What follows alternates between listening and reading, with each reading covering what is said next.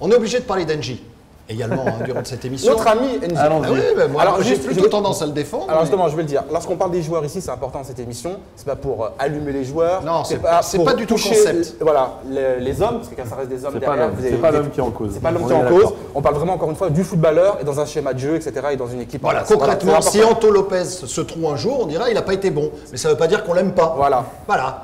Vous avez compris le raisonnement. Voilà. Donc, je laisse Nico qui aime bien parler d'Engie, surtout sur les réseaux sociaux. Oui, c'était quoi la question?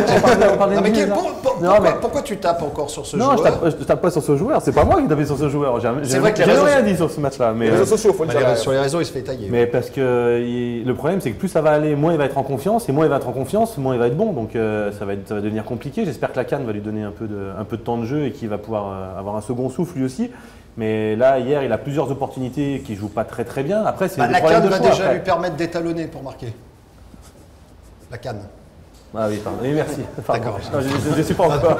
Ah, j'ai piqué une vanne de Lulu. En plus, tu l'aurais mieux faite que moi, bon Dieu. Mais tu vas la faire à ta sauce, Lulu. Parce que Lulu, il est juste en face de moi, en fait. Il est en train d'écrire et repérer toutes les bêtises qu'on peut dire durant cette émission. Moi, je pense que la frustration à l'égard d'Engie, c'est parce qu'on voit que c'est un joueur physiquement, il est rapide, il est physique, et que c'est vrai qu'il gâche ses actions. Il a du mal en 1 contre 1. Il a du mal à conclure, on l'a vu hier, même Alex Lacazette qui a fait les efforts pour lui, qui lui a fait des offrandes, et derrière il n'a pas concrétisé. Donc finalement, c'est vrai que c'est agaçant en tant qu'observateur. Après, comme l'a dit ici Rémi Vercoutre ici dans cette émission, il a dit attention, laissez-lui du temps, il faut lui laisser du temps. Donc voilà, peut-être laissons du temps à Engie, mais j'avoue que moi aussi, sincèrement, objectivement, je suis frustré et je m'interroge sur ses capacités à progresser et à devenir décisif. À l'OL, encore une fois, parce qu'il y a cette exigence lyonnaise. Il peut être peut-être un bon joueur dans un club. Il se crée des occasions. Oui, d'accord, Marc, mais le truc, c'est en fait, ce qui est vraiment agaçant, c'est qu'il a des qualités que d'autres n'auront jamais. La vitesse, ça, tu l'as ou tu l'as pas, et ça, voilà, ça, c'est une arme supplémentaire dans le monde du football actuel. Quand tu vas vite, c'est déjà une arme supplémentaire.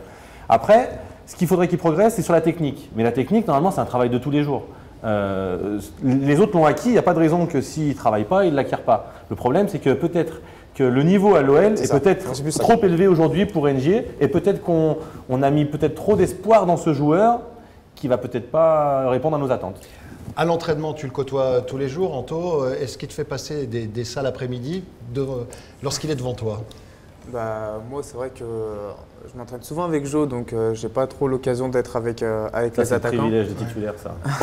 Donc non, après, voilà, faut lui laisser du temps, il est jeune. Non, il est jeune aussi, il ne faut pas oublier qu'il a 19-20 ans, il est très très jeune. Il n'y a pas beaucoup de. Voilà, il arrive quand même à poser énormément de difficultés aux défenses adverses et par sa vitesse. C'est sûr qu'il trébuche en ce moment, il trébuche énormément sur la finition, mais c'est un travail de tous les jours, il va continuer à s'améliorer. Quand il va nous mettre un doublé ou un triplé dans un match, mais bien sûr. Et Dabo a marqué, alors peut-être qu'Engie va marquer aussi. Évidemment, cela dit, on demande plus difficilement à Dabo de marquer des buts qu'à Engie. C'est vrai. Donc c'est pour ça qu'on est peut-être plus dur lorsqu'il est devant le but. Et qu'on sent le potentiel peut-être. Bien sûr. Potentiel, encore une fois, physique, athlétiquement. On en revient à l'âge, mais Ben Arfa, Benzema, Nabil Fekir, à cet âge-là, ils étaient efficaces devant le but. Donc la technique, on l'a ou on l'a pas. Elle se travaille, donc on peut progresser, mais voilà, il faut travailler.